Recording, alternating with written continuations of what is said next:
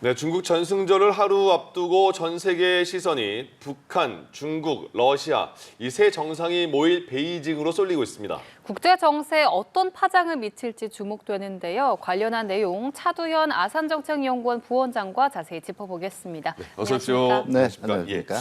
북한이 김정은 위원장이 출발했다고 사진도 공개를 했더라고요. 기차 네네. 모습을. 네. 거기 뭐 최선희 외무상 모습을 보이고. 근데 보통 북한은 북한의 정상이 어디 해외에 갈 때 도착했습니다거나 출발한 지 이틀 됐습니다. 이후에 보도하는 것 같은데 네네. 이건 거의 실시간으로 보도한 것 같아요. 네, 시간을 좀 두고 보도를 하는데요. 예. 이번은 이례적으로 어제 오후에 출발을 했고 오늘 또 북한 매체가 오늘 새벽에 북중 국경을 통과했다는 사실까지 보도를 했습니다. 예.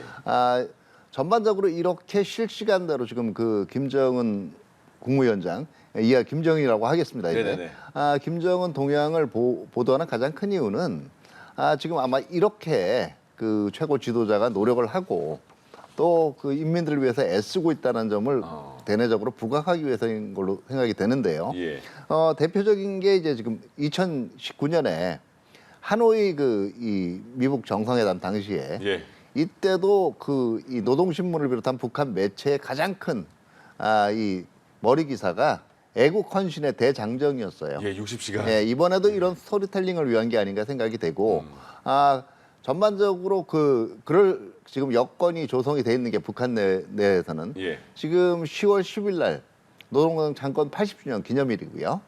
그다음에 내년 초에 지금 9차 노동당 대회가 예정이 돼 있습니다. 예. 그렇기 때문에 이런 북한의 이 양대 행사를 앞두고 김정은의 치적을 집중적으로 부각하기 위해서 지금 이런 보도 행태를 보이는 게 아닌가 생각이 됩니다. 예. 예.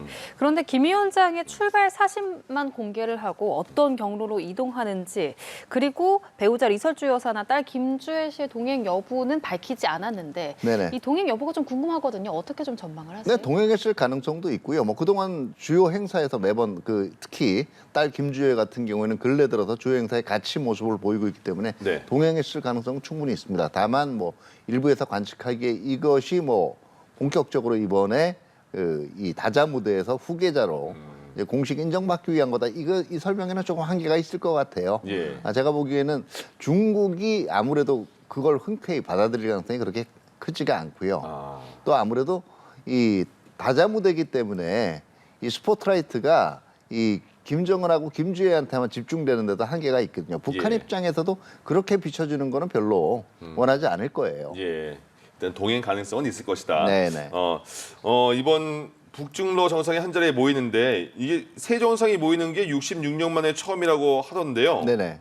그러면 세 정상이 만나면 그러면 북한 러시아 정상회담이나 북한 중국 정상회담 또는 북중러 정상회담이 열릴 가능성이 있는 거예요? 저는 북러 정상회담은 충분히 가능성이 최근에 분위기를 보면 있다라고 생각이 되고요. 예. 그다음에 북중 정상회담까지는 그렇겠지만 약식의 회담까지도 예상할 수가 있습니다. 그런데 북중러가 동시에 회담을 갖는 이거는 제가 보기에는 가능성은 상대적으로 낮다라고 생각이 그래요? 돼요. 예. 왜냐하면 일단 중국이 이 북한과의 일종의 관계가 그렇게 나쁘지 않다. 그리고 오히려 또 좋아지는 관계에 있다. 이런 거를 과시하기 위해서 김정은을 지금 전승절 행사에 초청을 했지만 예. 이 북중러 삼각협력, 특히 군사적인 이런 삼각협력 이렇게 얽히는 거에 대해서는 좀 상당히 회피하는 반응을 보여왔거든요. 예. 자제하거나.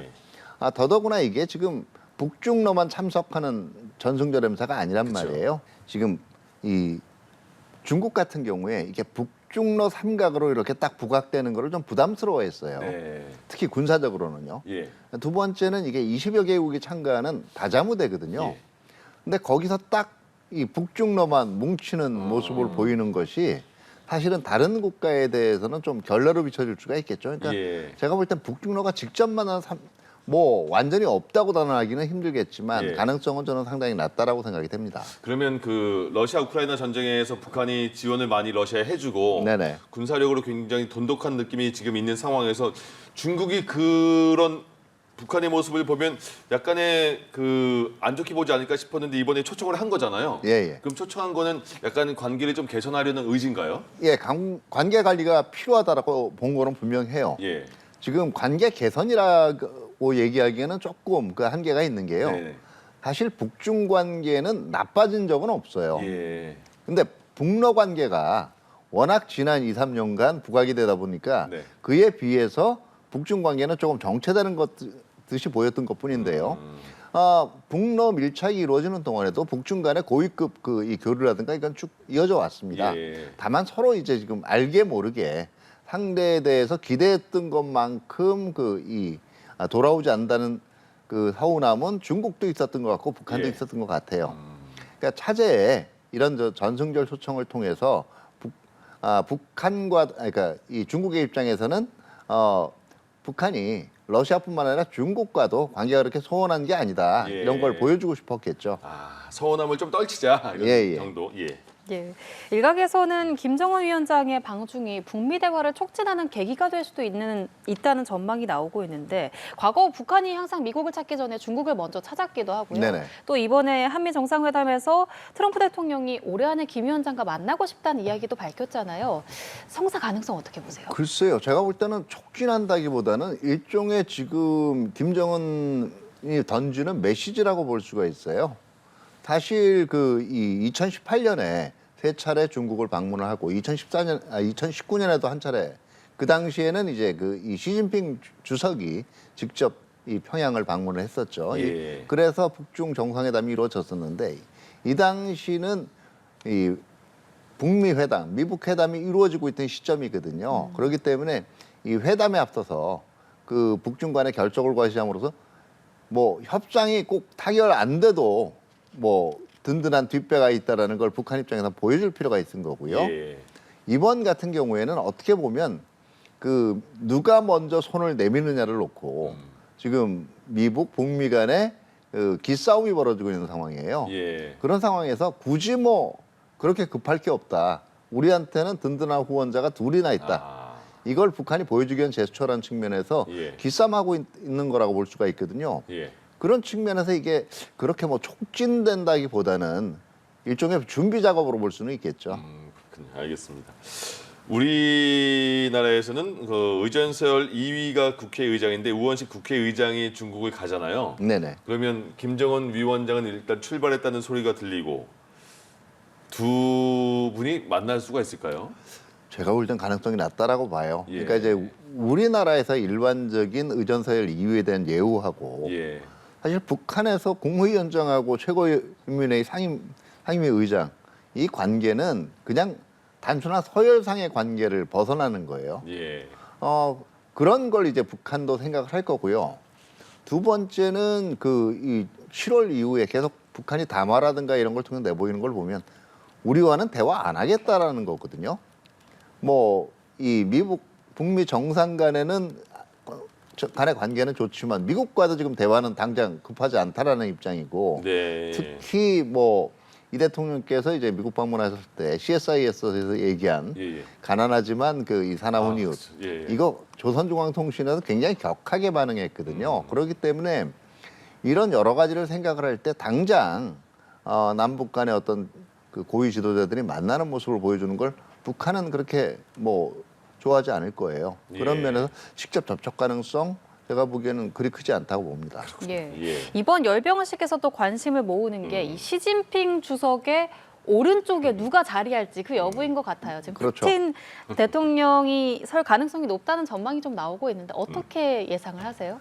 아무래도 지금 이 중국의 대외 전략 비중에서 보면 예. 뭐 북한을 신경 쓰고 있다고는 하지만 현재로서는 가장 전략적인 파트너 중에 하나가 러시아겠죠. 네. 그렇기 때문에 푸틴과의 우위를 제일 먼저 과시하지 않을까 생각이 되고요.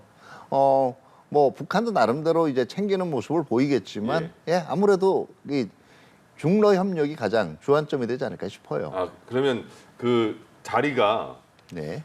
제일 끝에 시진핑 주석이 있고 그 옆에 이제 푸틴이 있고 이런 거예요? 아니면 시진핑 주석이 있으면 양쪽에 뭐 푸틴, 김정은 이렇게 있는 거예요? 글쎄요. 제가 볼 때는 중국이 양쪽에 다 지금 양 정상을 놓고 하는 모습을 연출할 수도 있겠지만 예. 제가 보기엔 조금 이제 초청객들을 생각을 할 때는 네. 이렇게 셋이 순서의 관계없이 이렇게 동시에 이렇게 밀착을 해가지고 이제 지금 이 서 있는 예. 그런 모습도 나오지 않을까 생각을 해요. 일단 그 자리 배치만으로도 어떤 뭐라 그럴까 그런 그 정치적인 그 권력적인 그런 그 관계에 그렇죠. 대해서 파악할 수 있는 거죠. 예, 분명한 건데 북중로가 나란히 있는 구도가 나올 가능성이 굉장히 크다라는 거예요. 예. 북중론 기본으로 간다. 예, 그럼 예. 거기에 우원식 의장도 그 같이 서 있는 건 맞는 건가요? 그렇죠. 그 열병식 광장 안에 그 열병식 하는 막루에는 같이 아무래도 참가를 하게 되겠죠. 거기는 이번에 초청받은 그 20여 개국 이 정상급 지도자들이 동시에 예. 이 참가를 할 겁니다.